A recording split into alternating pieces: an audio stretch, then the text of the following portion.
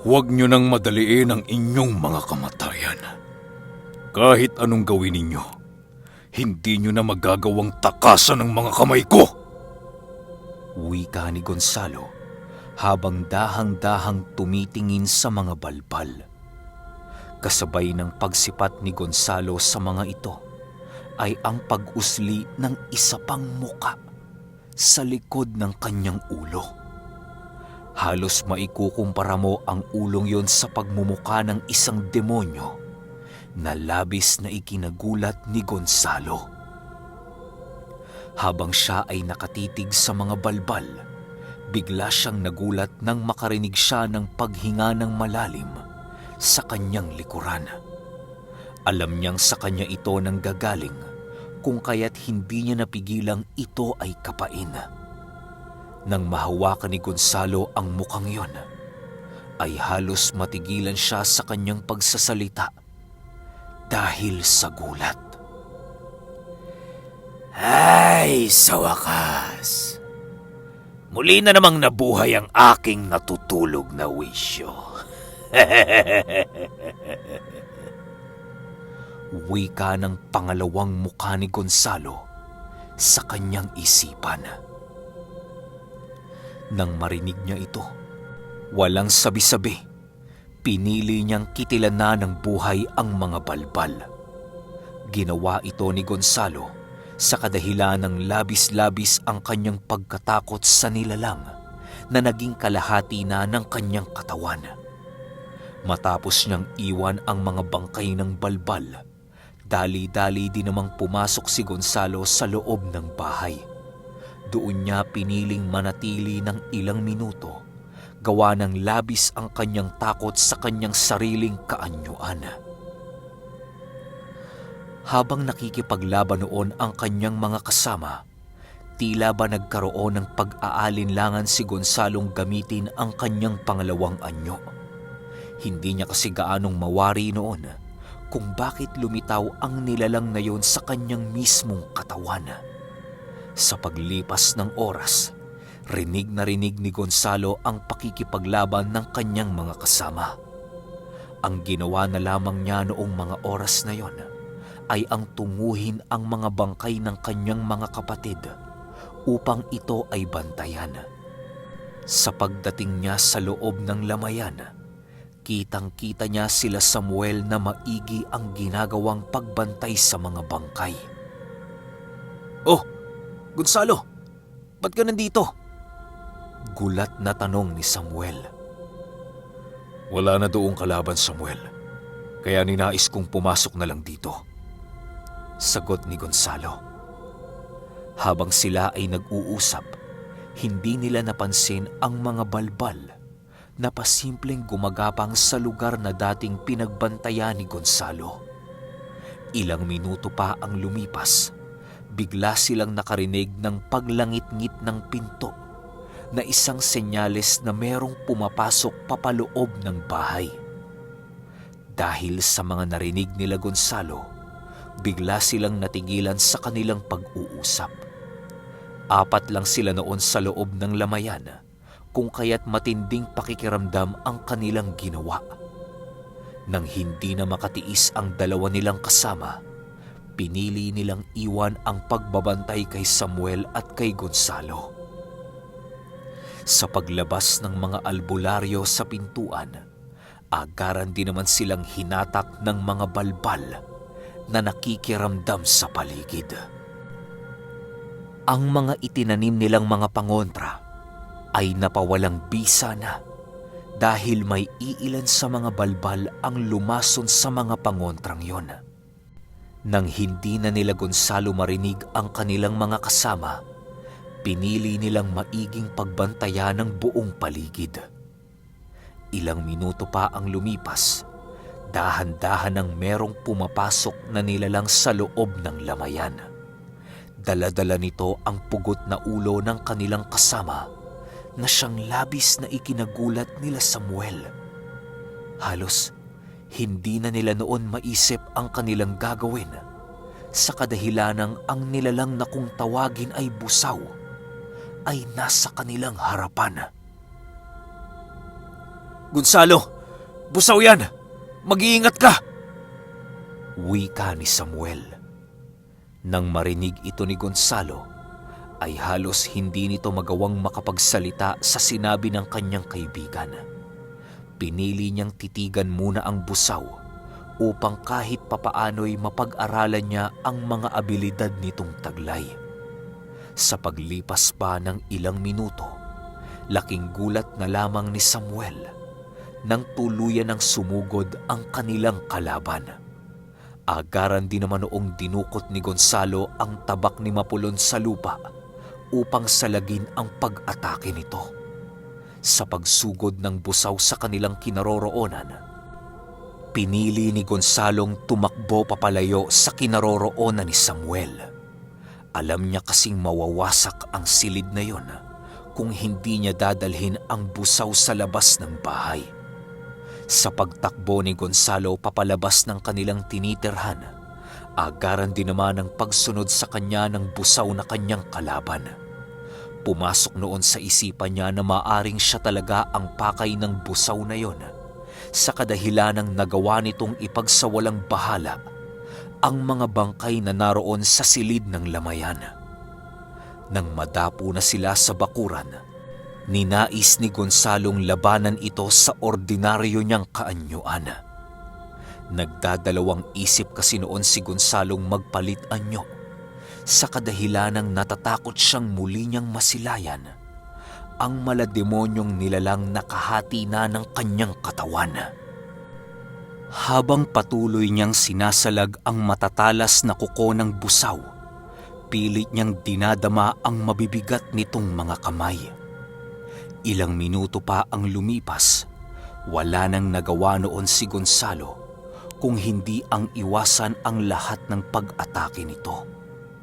Nais niya mang labanan yon sa kanyang gabunang estado, ay hindi niya ito maaaring gawin dahil sa pagdadalawang isip. Habang nagpapatuloy ang kanilang pagbubuno, nananatili naman si Samuel sa mga bangkay ng kanyang kasama. Hindi nito nagawang iwan ang mga bangkay ng kanilang namaalam na kaibigan, gawa ng maaaring merong pumuslit na balbal upang tangayin ang mga bangkay nito. Kahit naririnig niya noong naghihirap si Gonzalo, pinili niya pa ring bantayan ang mga bangkay. Sa pagpapatuloy ng pakikipaglaban ni Gonzalo sa busaw, ay halos mapuno na ng pasa ang kanyang mga kamay. Namumula na din noon ang palad ni Gonzalo sa kadahilanang ginagamitan niya ng puwersa ang bawat pag-atake ng busaw. Ilang minuto pa ang lumipas, tuluyan na ngang nadakip si Gonzalo ng busaw na yon. Agaran niya itong inihampas sa lupa na halos mamuti na ang kanyang mga mata dahil sa labis na sakit na kanyang naramdaman. Kahit hirap na hirap siya noon, pinili niya pa ring makipaglaban sa nilalang gamit-gamit ang kanyang orihinal na kaanyuan. Alam kong gabunan ka, iho. Bakit hindi mo ilabas ang anyo mo upang magkasubukan tayo? Ngayon natin malalaman kung sino ang mas malakas sa dalawang angka ng aswang. Busaw ba? O ang ipinagmamalaki ng mga ordinaryong aswang na mga gabunan? Wika ng busaw sa malademonyo nitong tinig. Nang marinig ito ni Gonzalo, pinili niyang sugurin ito ng kanyang buong lakas. Sa bawat paghataw ni Gonzalo ng kanyang tabak, matagumpay naman itong naiilaga ng busaw. Kahit malaki ang katawan ng nilalang na yon, nakakaya nitong sumabay sa bilis at liksi ni Gonzalo. Ilang minuto pa ang lumipas, pilit na noon ni Gonzalong inilabas ang kanyang nagtatagong anyo. Sa pag-usal niya ng engkantasyon, biglang napatigil ang busaw sa ginagawa nitong pagsugod. Hinintay nito si Gonzalong makapagpalit anyo upang kalabanin ito sa kanyang pinakamalakas na wangis. Habang patuloy na nagpapakawala ng engkantasyon si Gonzalo, tanging pagngisi lang naman ang ginagawa ng busaw. Nang tuluyan ng balutin siya ng kadiliman, doon na dahan-dahang tumayo ang kanyang kalaban. Sa wakas, napagpasyahan mo na ring magseryoso, Gabunan. Ngayon na mag-uumpisa ang totoong labanan.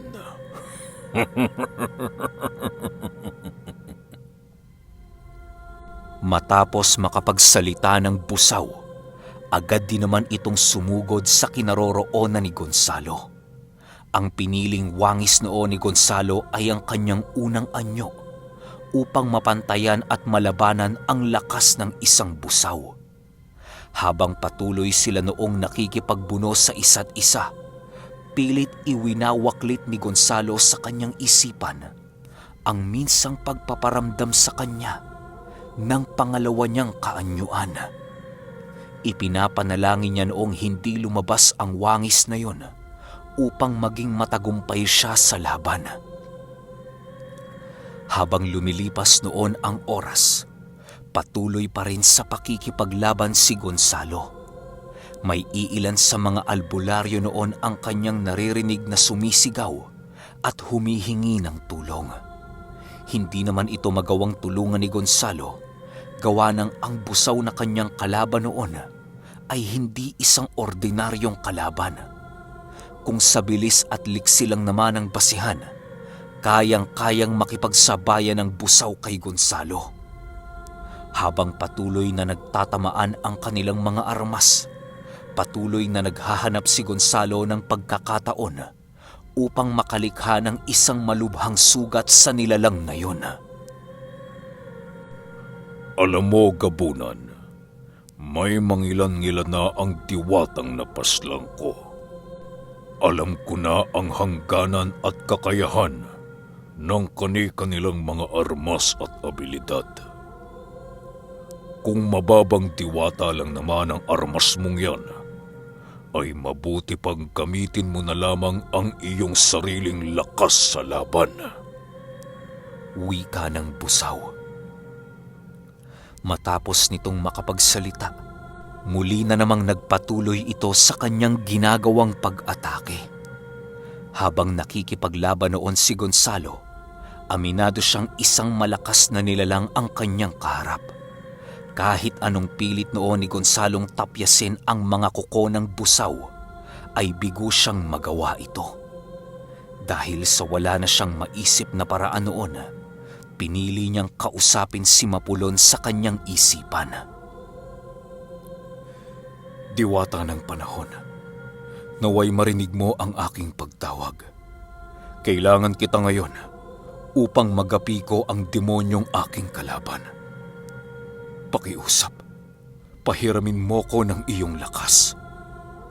Wika ni Gonzalo sa kanyang isipan. Matapos nitong makapagwika, paulit-ulit niyang tinawag ang pangalan ng diwata ng panahon upang pakinggan ang kanyang mga kahilingan. Ngunit habang tumatagal noon ang oras, walang naririnig na nagsasalita si Gonzalo. Habang patuloy na ang ginagawang pagsugod ng busaw, unti-unti nang nawawalan ng pag-asa si Gonzalo. Ilang minuto pa ang lumipas, nagwika si Mapulunang, Gonzalo, huwag mong pagdudahan ang iyong kakayahan. Palagi mong pakatatandaan na ikaw ang bahala sa iyong sarili at katawan. Walang demonyo ang mangingibabaw sa iyong wisyo kung hindi mo ito pahihintulutan. Nang marinig ito ni Gonzalo, ay halos hindi niya mawari kung ano ang mensaheng nais iparating sa kanya ng diwata. Sa pagpapatuloy ng kanilang paglalaban, pinili niyang sagutan ang matalinhagang salita na binitawan ng diwata. Habang hirap na noon si Gonzalo sa digmaan, pilit niya pa ring tinatatagan ang kanyang sarili. Pumasok kasi sa isipan niya noon na hindi siya pwedeng mamatay hanggat hindi niya nagagawang masagutan ang katanungan ng diwata. Kahit manginig na noon ang mga kamay ni Gonzalo, ay ipinagpatuloy niya pa rin ang pakikipaglaban. Ilang minuto pa ang lumipas, biglang nanlaki ang mga mata ni Gonzalo nang maisip niyang ang kanyang wangis na kinakatakutan ang tinutukoy ng diwata. Walang sabi-sabi ay agaran niya itong tinawag upang makatuwang sa laban. Kahit nababalot noon ng kilabot si Gonzalo sa kanyang kalahating anyo, pinili niyang gamitin ito upang mapagtagumpayan ang kanyang pagsubok na kinakaharap.